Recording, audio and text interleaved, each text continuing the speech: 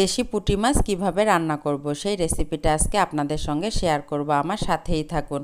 এই যে আজকে বাজার থেকে হরেক রকমের মাছ এনেছে, এই মাছগুলো কিন্তু একদম তাজা তাজা ছিল আর খেতেও কিন্তু খুব মজার ছিল। এখান থেকে আমি পুঁটি মাছগুলোকে কেটে বেছে সুন্দর করে ধুয়ে নিয়েছি।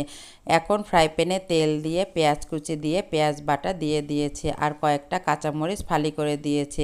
তারপর এখানে হলুদের গুঁড়া, মরিচের গুঁড়া, ধনিয়ার গুঁড়া, জিরার গুঁড়া, লবণ, সামান্য পানি দিয়ে মশলাটাকে খুব ভালোভাবে কষিয়ে নিয়েছি। তারপর এখানে দেশি পুঁটি মাছগুলো দিয়ে দিয়েছি। আমি কিন্তু ছোট মাছ হাতে মেখেও রান্না করি, কিন্তু আজকে মশলা কষিয়ে রান্না করলাম। এভাবেও রান্না করলে কিন্তু মাছ খেতে অসাধারণ লাগে। এই যে মাছগুলো যখন কষানো হয়ে যাবে, আমি এখানে সামান্য পানি দিয়ে ঢাকনা দিয়ে ঢেকে দিয়েছি।